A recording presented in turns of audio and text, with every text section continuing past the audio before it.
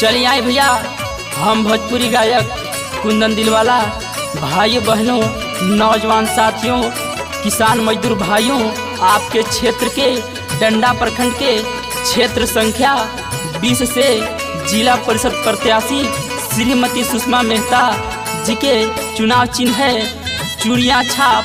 जी हाँ, मतदाताओं का चुनाव चिन्ह है चूड़ियाँ छाप। चाचा चाची का चुनाव चिन्ह है चूड़ियाँ छाप। दादा दादी का चुनाव चिन्ह है चूड़ियाँ छाप। काका काकी का चुनाव चिन्ह है चूड़ियाँ छाप, जो कि क्रमांक संख्या 3 पर स्थित है। हाथ जोड़ी सुषमा मेहता आइली दुआरी, हाथ जोड़ी सुषमा मेहता आइली दुआरी। इहे तबाड़ी चेयरमैन के दावेदारी, इहे तबाड़ी चेयरमैन के दावेदारी।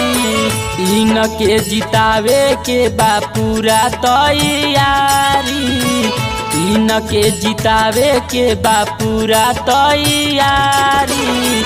इहे तबाड़ी चेयरमैन के दावेदारी, इहे तबाड़ी चेयरमैन के दावेदारी। अतः आपसे सादर अनुरोध है कि आप अपना बहुमूल्य मोहर चूड़ी छाप पर देकर श्रीमती सुषमा मेहता जी को भारी से भारी मतों से विजयी बनावें। चूड़ी छाप क्रमांक संख्या 3 पर स्थित है।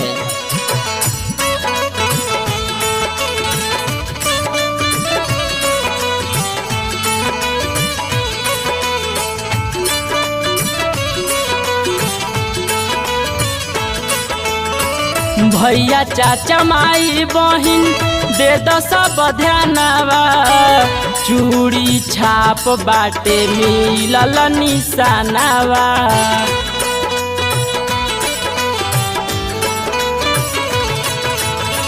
भैया चाचा माई बहिन दे दो सब ध्यानवा, चूड़ी छाप बाटे मिलल निशानवा।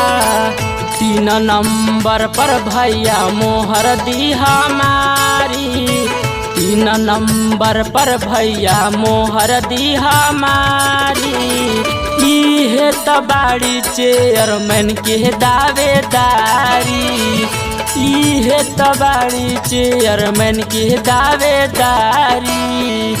जी हाँ, आपके जाने पहचाने आजमाए हुए चेहरा कामरेड सुषमा मेहता आपके उम्मीद पर खड़ी है, जो 365 दिन 24 घंटे साल भर जनता की सरोकार के लिए संघर्षरत रहती है। जिनका चुनाव चिन्ह है चूड़ियाँ छाप, जो कि क्रम संख्या 3 पर स्थित है, जो कि क्रम संख्या 3 पर स्थित है।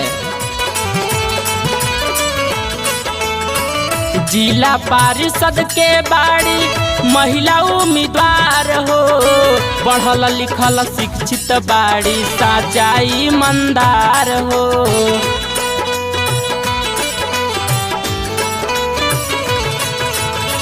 जिला परिषद के बाड़ी महिला उम्मीदवार हो, पढ़ल लिखल शिक्षित बाड़ी सच्चाई ईमानदार हो।